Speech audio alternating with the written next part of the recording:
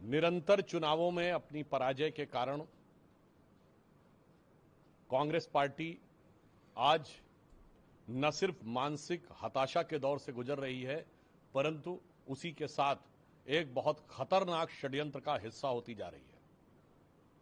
राहुल गांधी का आज का जो बयान या जिस प्रकार के समाचार पत्रों में आया है कि उन्होंने ये कहा है कि 1 साल के अंदर अराजकता के द्वारा यह सत्ता परिवर्तन होगा, इससे एक बात बहुत स्पष्ट हो गई है कि प्रधानमंत्री श्री नरेंद्र मोदी जी ने कांग्रेस पार्टी के लिए जो कहा था कि अब ये कांग्रेस पार्टी नहीं रह गई है, बल्कि मुस्लिम लीगी माओवादी कांग्रेस में तब्दील हो गई है। हाल में संपन्न विधानसभा चुनावों में केरल में मुस्लिम लीग के साथ गठबंधन करके सत्ता में आने वाली कांग्रेस और असम में, यह हम नहीं कह रहे हैं, बदरुद्दीन अजमल ने कहा कि कांग्रेस मुस्लिम लीग बन गई है। यानी मुस्लिम लीग का जो स्टैंप है कांग्रेस पे, यह सिर्फ भारतीय जनता पार्टी नहीं बल्कि अन्य लोग भी स्पष्ट रूप से बता रहे हैं। और अब अराजकता के द्वारा सत्ता परिवर्तन का यह जो दुष्प्रयास है, यह दर्शाता है कि अब वो माओवादी हिंसक अराजक राजनीति की तरफ आगे बढ़ रहे हैं। इसलिए हम ये कह सकते हैं कि इस बयान के द्वारा जो प्रधानमंत्री जी ने कहा था कि कांग्रेस मुस्लिम लीगी माओवादी कांग्रेस हो गई है, वह पूरी तरीके से साफ हो गया है।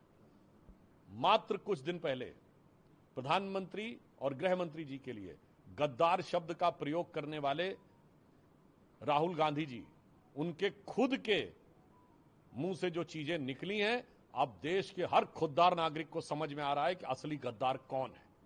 और आज जिस प्रकार के खतरनाक विषबेल भारत के अंदर और भारत की बढ़ती प्रगति को रोकने के लिए फैलाई जा रही है, और ऐसा स्पष्ट रूप से प्रतीत हो रहा है कि कांग्रेस पार्टी उसका हिस्सा बनती जा रही है। मेरा कांग्रेस से सीधा सवाल है कि आप ये सब कुछ विदेशी शक्तियों के साथ गठबंधन में कर रहे हैं, जान के कर रहे हैं, या अनजाने में आप उनके हथियार बन रहे हैं।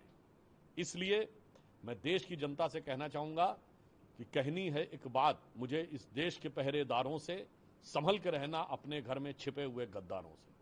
सर, तृणमूल कांग्रेस के नेता ने कहा है कि बीजेपी ने चुनाव आयोग के साथ मिलकर चुनाव जीतने की कोशिश की है। स्ट्रांग रूम में चुनाव आयोग और सीईओ के साथ बैठ के मीटिंग की गई है। मुझे लगता है कि इस प्रकार के निरर्थक अनर्गल बातें कहना अब जनता को रास नहीं आता है। मैं उन्हें बताना चाहता हूं, 2011 के चुनाव में, विधानसभा चुनाव बंगाल, हम एक अप्रासंगिक दल थे।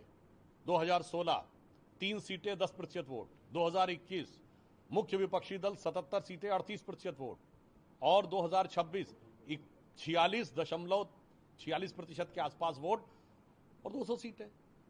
तो लगभग नगण्य वोट से 10% वोट, 38% वोट, 46% वोट। ये तो साफ दिखाई पड़ रहा है कि ये चीजें नैसर्गिक रूप से बढ़ते हुए जनाधार के कारण हुई। और मैं ये भी कहना चाहूंगा तृणमूल कांग्रेस से कि आपको लग रहा है कि स्ट्रांग रूम में क्या था, एक्चुअली में अपने आप ने सारा रूम उठाकर कहीं और रख दिया था, वो घुसपैठियों के हाथ में रख दिया था और जनता को यह समझ में आ गया।